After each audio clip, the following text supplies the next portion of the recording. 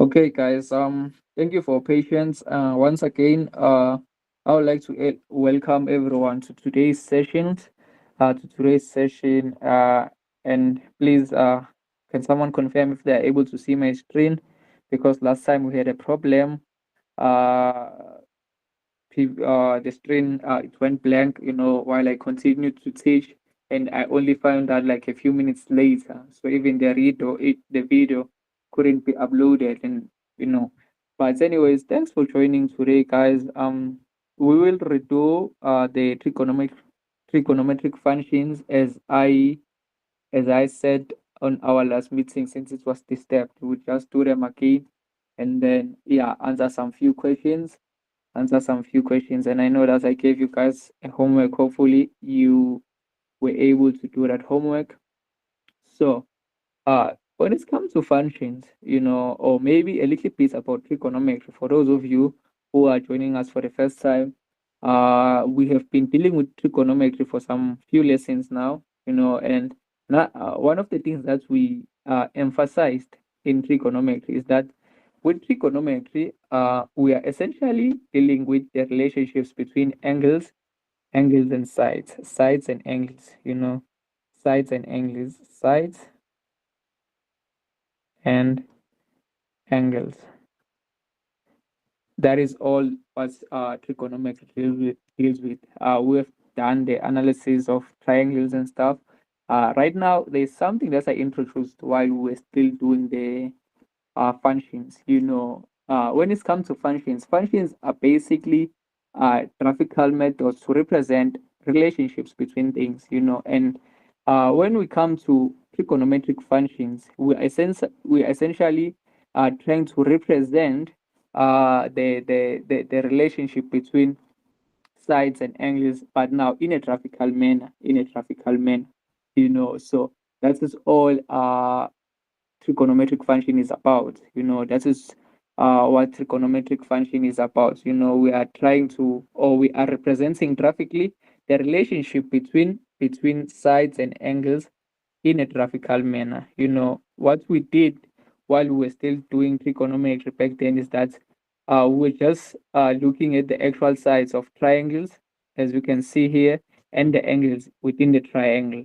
So we did these ratios, we did the examples.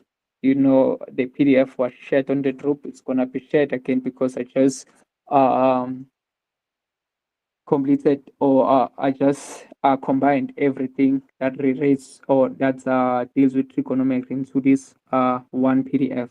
So if you have not been able to join us for the previous lessons, you can of course watch them on YouTube, and also do you will also receive the notes. But just a few things to point out when it comes to trigonometric function, and just a few things that are important to know about them. We are looking at the period. So with the period, it basically gives us or tells us how long it takes for the graph, or for the function, how long it takes for the function to repeat itself, or to repeat. So for grade 10, I told you that the period will always be 360. Will always, or for the most part, it's always going to be 360 for the sine and cosine graph. For the sine and cosine graph, the period will always be 360. It can change if they specify specifically. Let's say maybe draw a graph or the function of sine, and then they give you maybe boundaries that x is greater or less than 0, uh, or x is less or equal to 270. Then now would see the range has been explicitly stated for you. But other than that, your period will always be 364 for the sine and cosine function. And then for the tan function, the period will always be 180. It will always be 180. So that's your period for the tan function. This one is for the cosine function. As you can see here, the cosine function goes from 360 here, and it goes all the way up to 0, up to 0 here. And you see something interesting happens once we reach this point.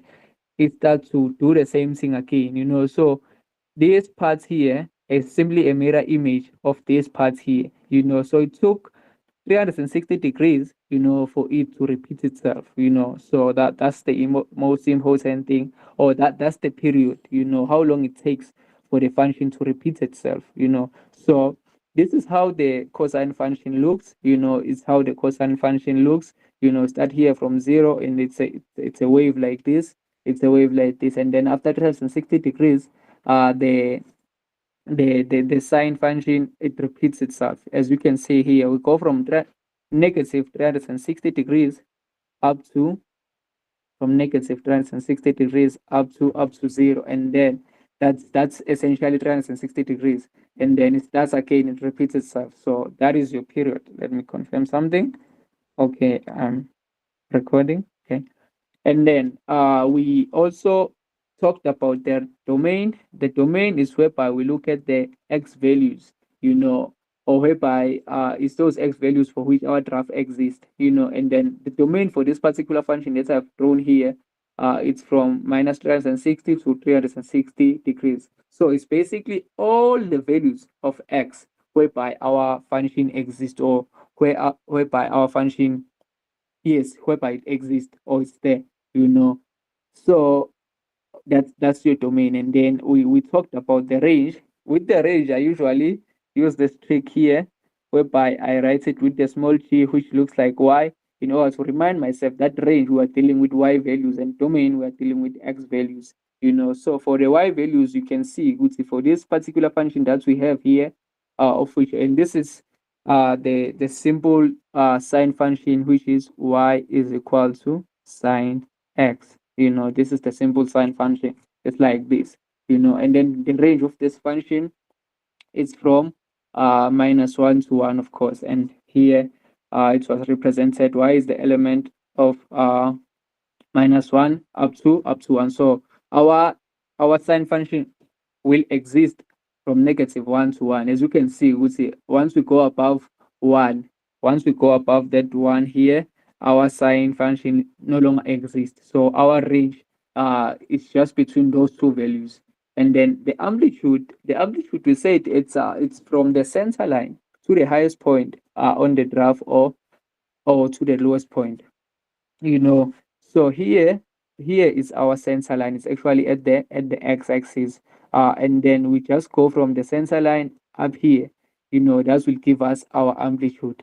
If our graph were to start maybe by going down, if the sine function was flipped like this, our amplitude was going to be -1, because our function goes to -1 first. But yeah, just remind yourself that it's from the center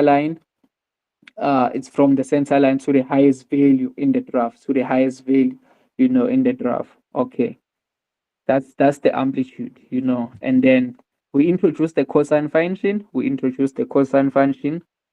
Whereby the cosine function, another thing that I remember that I mentioned lastly, or previously, is that it's essentially the same as it's the same as the sine function. The only difference is where the cosine function starts, because the sine function is like this.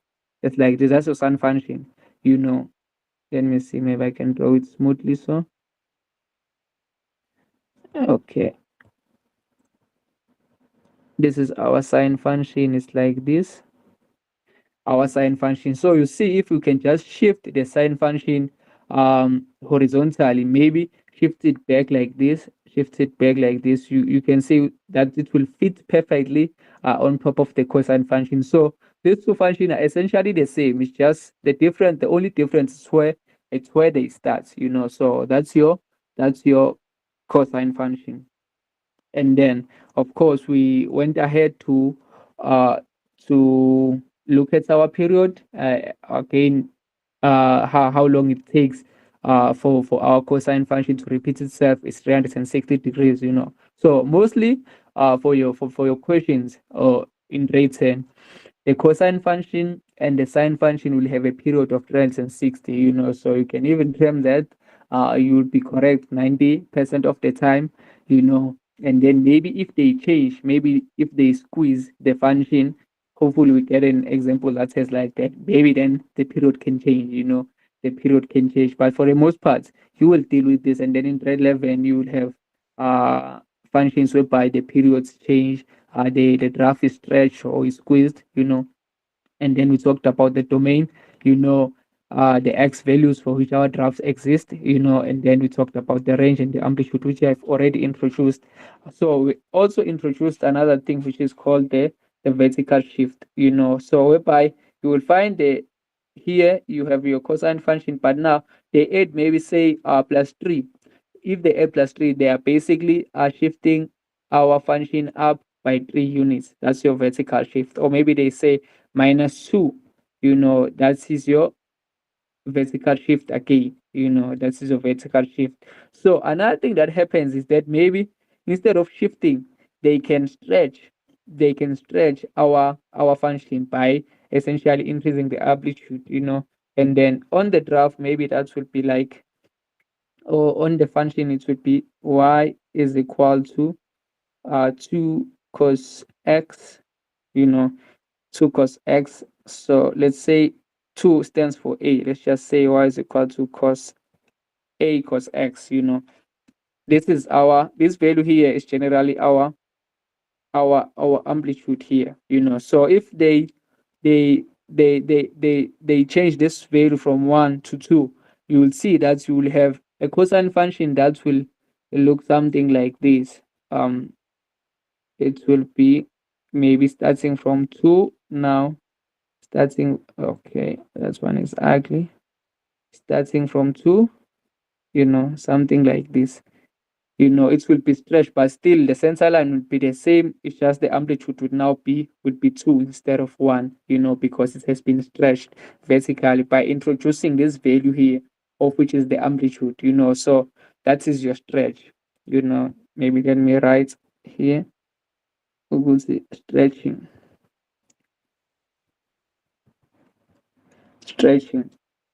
So that is when whereby we're stretching our function, and then we also introduce the tangent function, the tan function. The period of the tan function is for grade 10 is normally just 180 degrees. 180 degrees, because it takes about 180 degrees for the tan function to repeat itself. And once again, something interesting that we did in functioning. So while we're dealing specifically with functions, we introduced the concepts of asymptotes. So something interesting happens here with the tangent function is that we have values where our function doesn't exist, and those values are called the asymptotes. Those red lines that we see here, it's at 90 degrees and 270 degrees. So our tangent function doesn't exist. As you can see, we would say it will approach. Once it approaches 90, it will approach it, but it will never touch it, and then it jumps. It jumps, and then we start again. So the tangent function also has the asymptotes. And another thing, as you can see, we talked about functions being continuous. I remember while we were doing functions that function are essentially continuous, and we usually represent them by these arrows here. So the same holds true for the tangent function. The tangent function is continuous in the y values. It goes down. It goes down up until infinity. Hence why the range of the tangent function is like this. It goes from infinity, negative infinity, to positive infinity, and then the amplitude, because it essentially doesn't have the highest value. So even if we go from the center line here, there's no highest value that we're gonna reach. Because as we approach 90 degrees, our y value will keep on increasing and increasing again and again. So the amplitude is non-existent for the tangent function. For the tangent function. Okay, so here it's whereby we're talking about the vertical shift, of which I've just touched on a little bit. So the trigonometric functions can be shifted vertically or horizontally. But mostly in grade 10 you'll be dealing with the vertical shift, whereby they just add this value of q there, and then our function can be shifted either up or down, up or down. Of course, if it's a negative value that they add, our function will be shifted down. But if it is a positive value, then our function will be shifted up. We also talked about the stretch. We talked about the stretch whereby we stretch our function. Another interesting to note when it comes to the stretch is that the sensor line is still the same here. It's just that the amplitude. But now to get to the highest value from the sensor line to here, it now takes a little bit longer. It's 2 units, so our amplitude changes. So another trick that you should just keep on mind is that we stretch a trigonometric function by increasing or decreasing the amplitude. So stretching essentially deals with the amplitude. When they introduce that value here, they are now changing the amplitude. So it's whereby we're just dealing with I'll just say amplitude. They play around with the amplitude in order to stretch or to squeeze the trigonometric function. And then we started doing this example, and we did this one. But today we're gonna do a new example. We're gonna do a new example. Maybe okay, let's just do a new one. Just do a new one, so as we don't waste time on example. There's essentially not much to recap on example. It's just the application of the concepts that we are talking about right now. Yeah, let's get to it. Hopefully we can do a few examples before the end of the session. Okay, question 4. Given uh for cot theta plus 3 is equal to 0, and uh theta is essentially, or they've given you the boundaries here, the boundaries for theta, that theta exists only from from 0 degrees to 180 degrees. So that will be essentially it's your, what you call this thing, it's your domain. Yeah, they've given you a domain. So when they've given you a domain like this, also, yes, it's your domain. Use a sketch to determine the following. Do not use a calculator. So here we essentially have to sketch that function, and then determine the following. This problem looks very familiar. I'm not sure, but I think we have come at. Oh, I knew it. Here we've done this problem already. I knew it looked familiar. Yeah, and it's not on function. This is just basic trigonometry. It's just trigonometry. That's what we were doing earlier on. It's trigonometry. Yeah, I knew it looked familiar. Here we've done it already. Okay, guys, let's get another example. This one, yeah, I think this one we haven't done it. Yeah, question 5. For those of you who want that previous example, please just go back through the notes. I'll send the notes again. You will see how we solved that one. So we're not gonna do it again. Let's just do this one. So we're given here an f function and a g function. It's a sine function and a cos function. Okay, and then they also have given you a domain. A domain. Those values of theta for which our function exists. They've given you a domain. So we have been asked to sketch on a grid provided. Well, we don't have a grid, but yeah, we will just draw our grid here, the graph of f and the graph of g.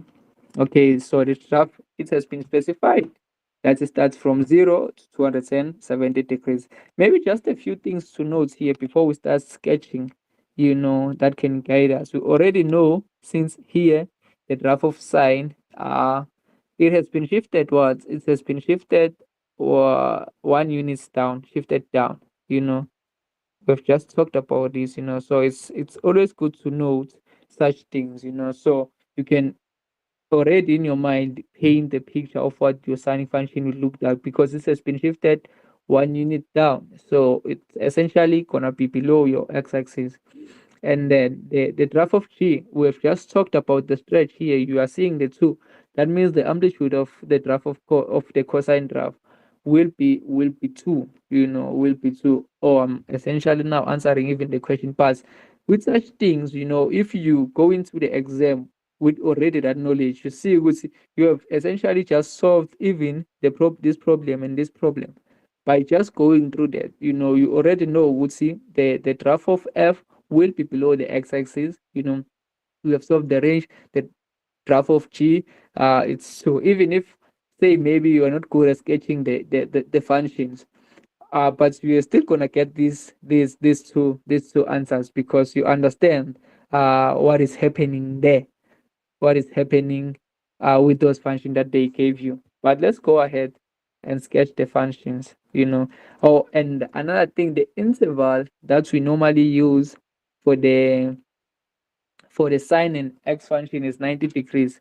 But since we are starting, and that is when we are going up to 270, but since we no, that is when we are normally going up to 360 degrees. We normally just use 90 degrees. But maybe since we are only going up to 270 degrees, we can use 30. Maybe with dates we're gonna have 9 values. We can use 30 degrees as our interval, so we'll just be plotting with the value of 30 degrees, with those intervals, just to get more points and have like a smooth curve.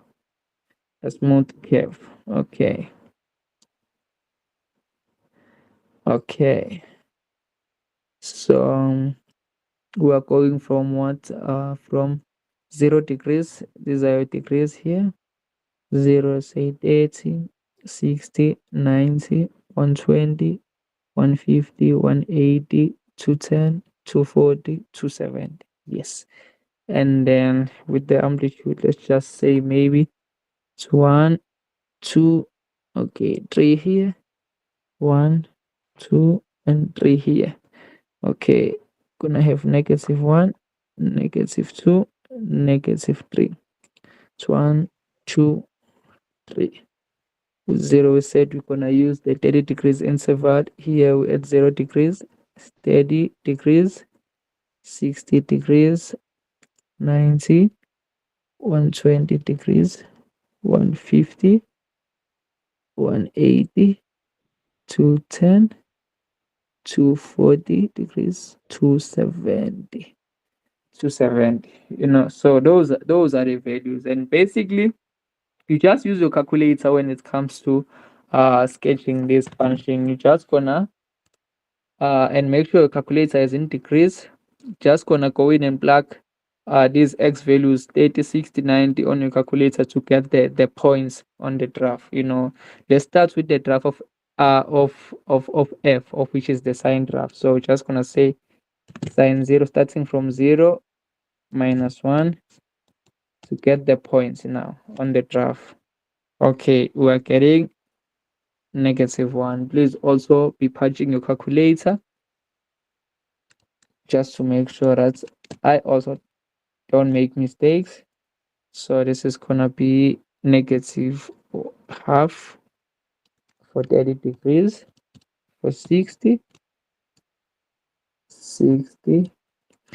it's really close here. It's like the half of half, just getting the points. And 90 is at 0, 120,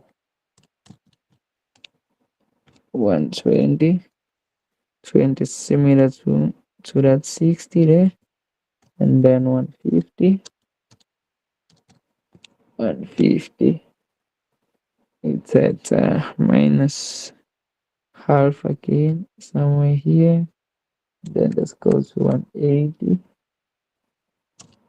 180. 180 is at -1, 210, -1.5, somewhere here,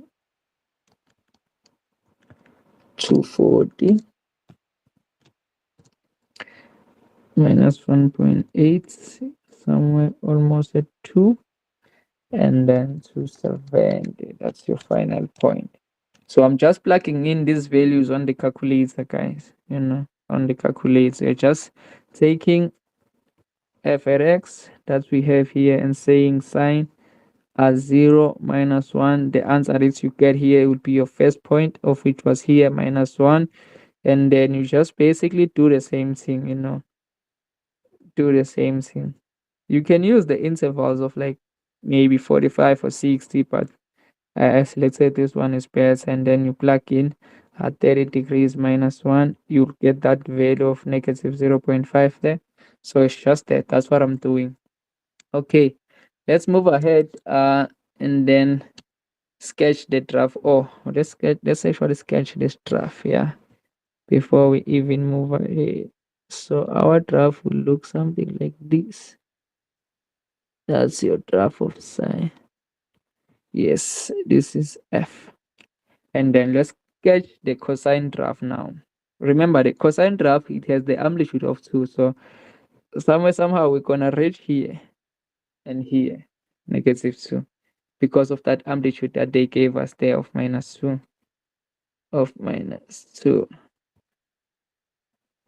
So let's go ahead and plug in the values on the calculator. It's 2 cos 0.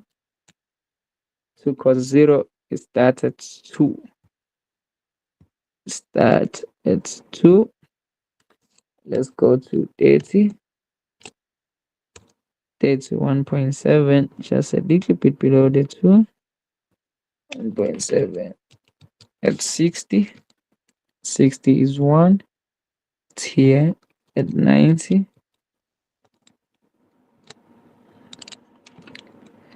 90 is 0. It's here. 120. Negative 1.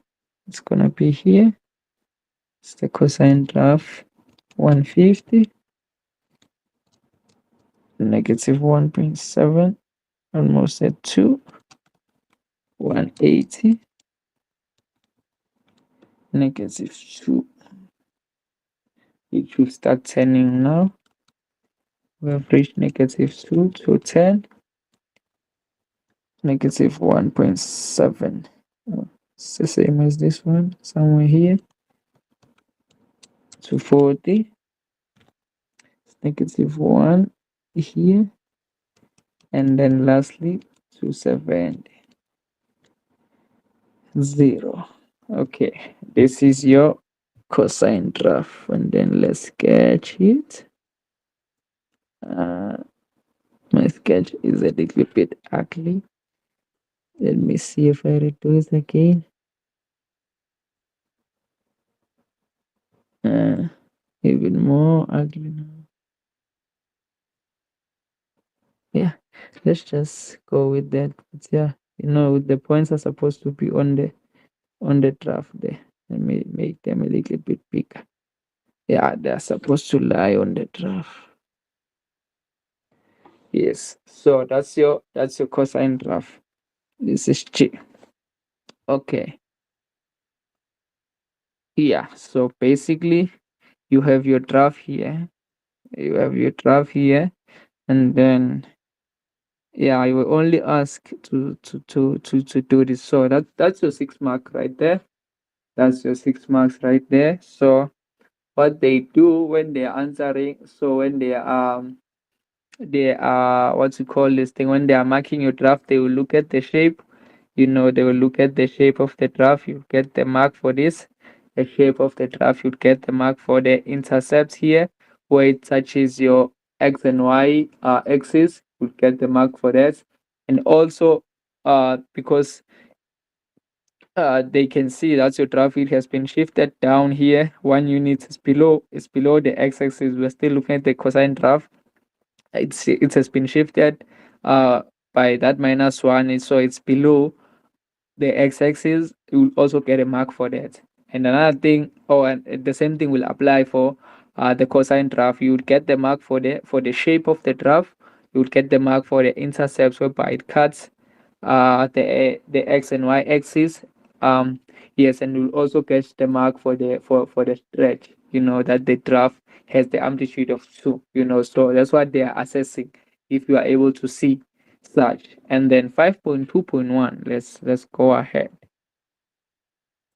5.2.1, the amplitude of G, the graph of G. Here's the amplitude. We have already talked about that. So uh say amplitude is equal to 2, or maybe amplitude of G is equal to 2. And what else? The range of f, this graph of f, so we are essentially looking for the y values. The range is the y values, where our graph starts and where our graph ends. You can see when we come here, our graph exists only below the x-axis, so it's from 0 up until here. We reach what? -2, so our graph start from -2 up to 0, so essentially if our graph of sine were to continue, uh it was gonna be something like this, always be below 0, but above -2, above -2. So since we can see that, uh we will say y is the element, you always start with the small value, -2 to 0. That's the y values for our graph, whereby our function exists, the function of f. And then 5.3, use your graph to determine the following. So now we're asked to find the number of solutions whereby our graphs are equal. So they are essentially, or the number of solutions. So we are not asked to specifically maybe give the x values for which, but just whereby our graphs are equal. And then how do we determine that? By looking at the intercept, where our graph cuts each other. You see that our graph cuts here and there, our graph. So it's gonna be two solutions. If we were to take these two equations and equate them and solve, we're gonna get these two solutions, of which I think it's about 220 here, and here it's about 90. Yeah, it's actually 90. So the number of solutions for whereby our graph are equal. So when they're asking you this, they're essentially asking you where our graph cuts one another. Where does these graphs intersect? So with 5.3.1, it's gonna be two solutions. So even by saying that it's 1 mark there, you know that they're asking for the number of solutions and not to actually solve. If maybe we were asked to solve for the x values whereby f at x and g at x are equal, it was gonna be a little bit more marks. Okay, so for 5.3.2, you are asked to find the values of x in the interval 0 straight out as 10 uh 180 degrees, for which sine x is equal to 2 plus 2 cos x, for the interval. Okay, sine x is equal to, so there are two ways you can actually solve for this, so the interval of 0, by actually solving for x here, or graphical. I was thinking of using the graphical method, but you can essentially just solve for x. 5.3.2, so you see that they are bringing algebra into trigonometry while we are doing functions in trigonometry. So you can actually see that each and every topic that you do, they correlate, for which sine x. Okay, so here we'll be solving for x. Sine x is equal to 2 plus 2 cos x. 2 plus 2 cos x. So how do we go about solving this? How do we go about solving such? Okay. Maybe we should start by saying sin x, or maybe a graphical method was gonna be easier for this one, but we'll see if it's actually possible to solve this by just solving for x. So I transpose the 2 cos x to the other side, and then okay, sine over x, there's this thing whereby sine x over cos x is equal to tan x. Yeah, we're gonna use that somewhere somehow. Is equal to cos x. So I wanna see how it, but for 3 marks that is gonna be a little bit longer. For 3 marks, maybe the graphical method was gonna be easier. Values of x in the interval of 0, for which sine x is equal to 2 plus 2 cos x. Or maybe, let me see, sine x minus 2 is equal to 2 cos x. This thing that we have here is still the same with this thing. So now we have a function of x that has been shifted down by 2 units, and the function of cos, that is the function of cos that has been stretched by the amplitude of 2, so if you can sketch those, we can find those values of x for which these two functions are equal. I think the graphical method is easy for this one, other than 2, and then we have been given this range here, and it actually makes sense since we are already dealing with function. So it would make sense for them to ask for this, just to see if you are able to apply what you are being taught into answering these questions. I should make this one a little bit longer since the amplitude is 2 there, and also considering that the sine function has been shifted by 2 units, and then it goes from 0 to 180. I will just use the interval, the intervals of 60, let's say 6, okay, let's see, 60, it's just gonna be 3. Let's use the 30 intervals of 30. 30, 60, 90, 90, 120, 150, 180. That's the domain that we have been given there. Let's go ahead and sketch these two functions. We'll start with the function of sine, which has been shifted by, I need to also put this here. Let's see if I say 1, 2, 3, 4. Okay. 1, 2, 3, 4. Okay, the sine function has been shifted down by 2 units. It's negative. Okay. Gonna have -1, -2, -3, -4. 1, 2, 3, 4. Okay, and then 0 here. That's your origin. 30 degrees, 60 degrees, 90 degrees, 120 degrees, 150 degrees, and 180 degrees. 180 degrees. Okay. Let's sketch these two functions so that we can solve these 3 marks, so they can give you such,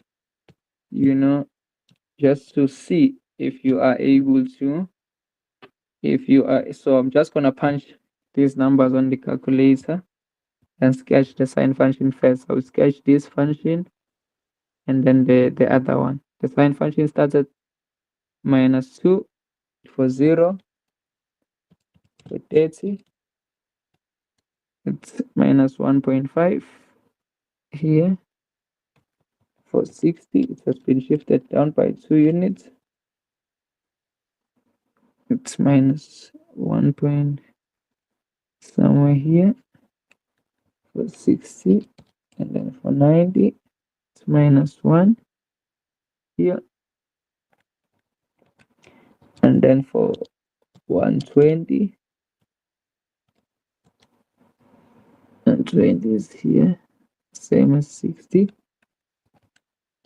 150, 1.5, and then 180 minus 2. 180 is at minus 2. And then let's sketch our function. That's your function of sine for this 180 degrees.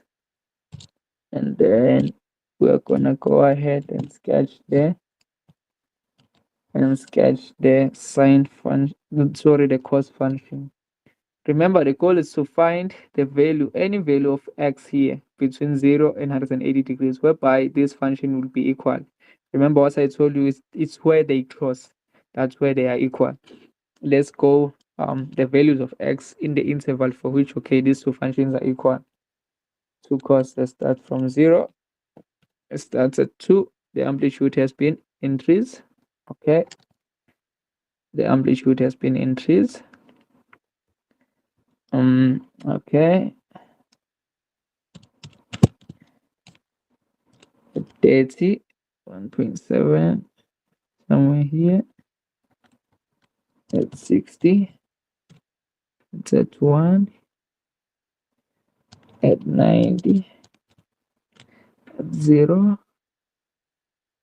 At 0. At 120. 2 cos 120 minus 1. Here, note they are not equal. This one for sine was negative 1 point 1 point something. Yes, so they are not 1.1 if I remember well. So they are not equal. They are not crossing yet. It's 150 minus 1.7. 1.7 is 150. I think it's still above there. And then at 180. 180 is at 2. Okay. Sine 50 minus 1.7. Okay, so these values are above. Just note that those values of the cosine function, they are bigger than the values. I knew it's just it's not a straight line, this function. Yes. Gosh.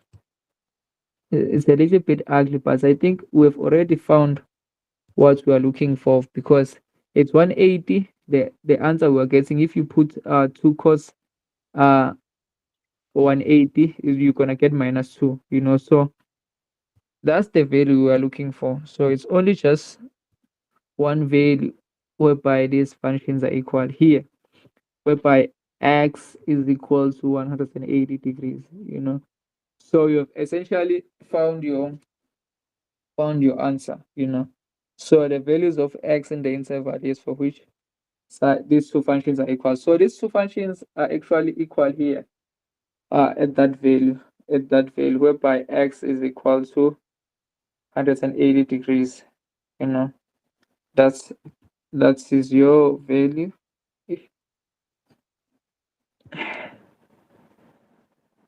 My battery is low and I don't have. Let's see, guys, if we can do at least maybe another problem, and then I will give you guys a homework. And then that would be it for today. That's gonna be it for today. Yeah. Okay. Let's see if we can find a question just to do quick, and then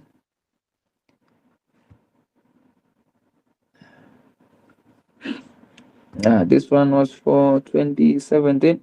Let's find the one for 2015. Yes, it's 2016. 2016. Yeah. That's the fun shit. here. Yeah, let's do this one. Let's do this one.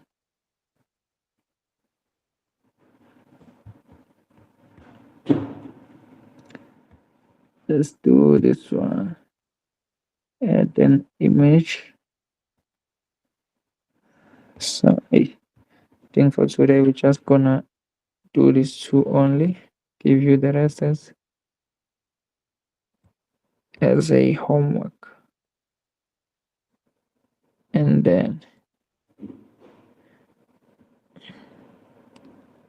so guys, you can clearly see with what we have learned so far in regards to functions and everything that we are able to answer. These are exam questions, because by attending these sessions, my goal is to essentially prepare you guys to for the exams, so um I know it could be fun to do maybe just simple questions, but I want you to get used to do this sort of challenging problems, just do them as much as we can so that yes, you can simply eventually you get to the exam, you are used to such, this is what will help you to score those marks on your exam. Okay, so the drafts of f x, a sin x. Remember, with the a we said that's your what? That's your amplitude. Amplitude. Um, g at x equal to cos x plus 1. It has been shifted 1 unit, 1 unit up shift, and then x is the element of 0 to 360 degrees. So the period here is 360. And um yeah, it's 360. As I told you while we were starting this session, that you can simply just try um sort of even term this thing, the period for the sine and the cosine graph. For most of the time it will be 360 unless they give you a specific domain like the one they give you here, you know. But even this graph, it hasn't repeated, so it's just gonna be 360. Let's stick to that as sketched below. Okay, let's go ahead and answer the questions. 6.1. 6.1, write down the value of a. The value of a, we said the a is the what? It's the amplitude, of the sine graph. Which one is the sine graph here? Or they even give you this? I was about to remind you of the shape of the sine graph. This is your sine graph. That's your sine graph. And then it goes from here is the center line. The center line, the highest point is what? Is 2. So the value of a is what? A is equal to 2. That's your amplitude.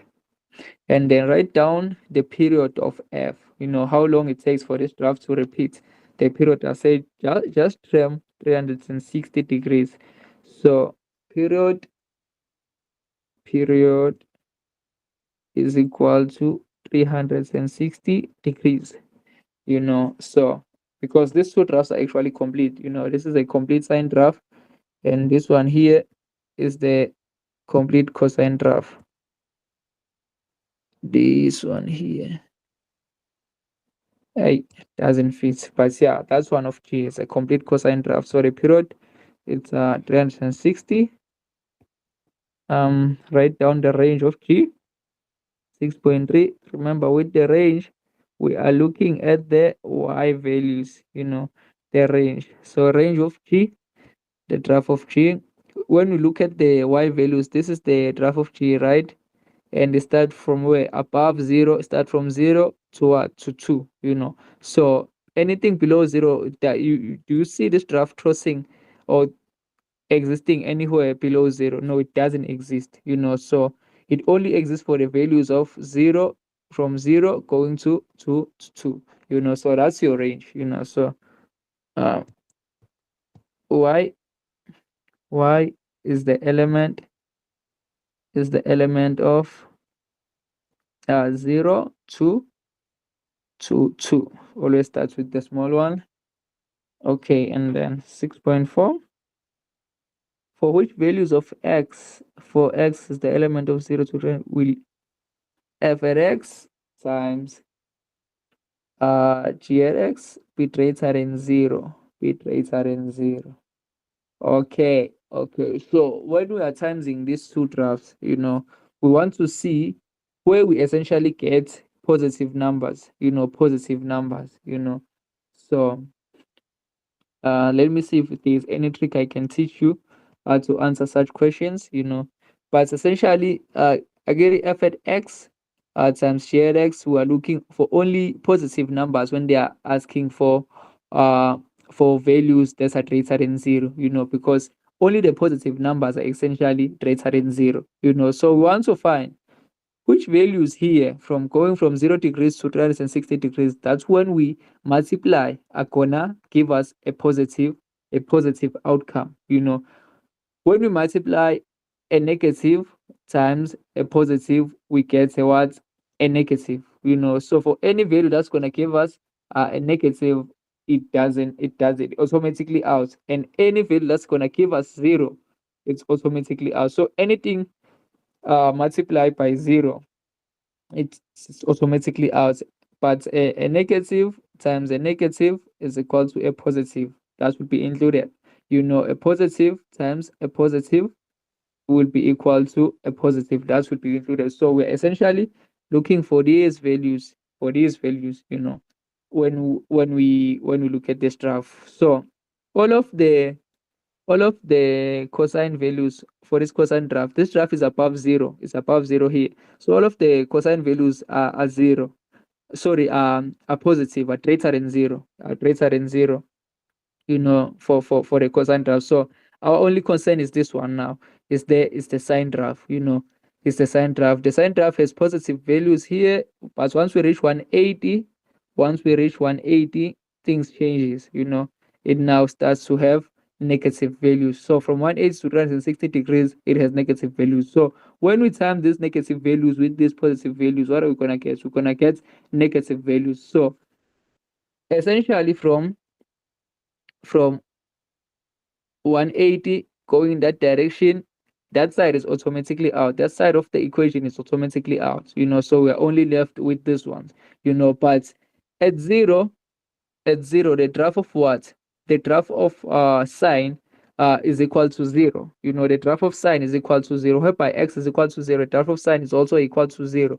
So anything that we times by 0 will result in 0. As a result, 0 is not going to be included, even though we're in this side, because it's going to result in 0. And one thing that's a greater than 0. And once again, here, both at 180, both the graphs of sine and cos are equal to 0 at 180. So 180 is also not going to be included. So what values of x are we left with? So we're left with all the values of x that are greater than 0 but less than 180.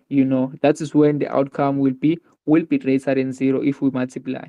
If we multiply. So essentially we're gonna have x greater than 0 and but x less than 180 degrees. So essentially the proper way to write this is x is greater than 0 degrees but less than 180 degrees. These are the only values, the values that are between these two numbers are going to give us a positive outcome for this graph, or an outcome that is greater than 0. So that is your answer for number 4. Hopefully I've done justice in explaining that. The graph of G, okay, let's go to 6.5. The graph of G is reflected about the x-axis and then shifted. Which graph? Oh, this graph is reflected about the x-axis and shifted 2 units upwards to obtain the graph of H. So it has been reflected. We can do it equation wise, but I want to say something. It has been reflected. So if it was reflected, it was going to be something like this. Yes, it has been reflected about the x-axis and then shifted 2 units upwards. So it's going to be essentially something like this. So it's going to have the amplitude of what? Of 2. The amplitude of 2 Wait, it's gonna have the amplitude of 2. No, no, no. What am I looking at? Graph of G. The graph of G gets shifted 2 units upwards to obtain. Oh, no, no, no. It's not the amplitude I'm talking about. It's shifted 2 units upwards, right down to obtain the graph of H. Write down the equation of H. Okay, so just I wanted to see something. I just wanted to sort of visualize how it looks, but the way to essentially answer this is what we just go here at the equation of G. This is 6.5 that we are doing, the equation of G. You know, we're just gonna apply whatever they are telling us right now. Cos x plus 1. Cos x plus 1. Hey, this one is ugly. My handwriting is ugly here. Cos x plus 1. Cos x plus 1. That's your equation of T. So if it has been reflected about the x-axis, so if it's reflected, it's what? We simply just introduce a negative sign. We just multiply this equation by a negative sign. In order to reflect it, we have to make this entire equation negative, so that it goes in the other direction. That's how you reflect a graph, by introducing a negative sign. So here, so the graph of H is essentially h at x is equal to negative cos x plus 1. So you introduce a negative sign on this graph of G. So h at x is equal to negative cos x minus 1. So we have done with the reflection part. But then it has been shifted 2 units, 2 units upwards. Remember what I said with that value of Q, with that value of Q, whereby we add or subtract the value of Q, we add or subtract in order to shift the graph. Here, we are told that 2 units upward. That means in this graph of G, we are supposed to add what? We are supposed to add 2. Okay, and then that is going to be plus, okay, maybe let me just write it, plus 2, you know, to account for the 2 units upwards, So finally, the equation of H is going to be negative cos x minus 1 plus 2 plus 1 is gonna be look something like this. That's your equation of H. That's your equation of H. Okay, so my battery is about to die, guys. I think this will be it for today. I will add uh I'll add the homework problems here before I send the notes. Please go through the problems, guys. Yeah, please go through the problems. As much as I'm teaching you these things, you also are supposed to take the initiative of doing the questions that I send for you to do. Because that's how you're going to learn maths. You can't just learn maths by looking at it. I will introduce the concepts, but it's upon you guys to actually practice these things that I'm teaching you. Familiarize yourself with the way these questions are asked on the exam. And by the time you go to write, we're getting those 90%, we're getting those 100%. Thank you so much for attending, guys. This marks the end of our session today. Thank you.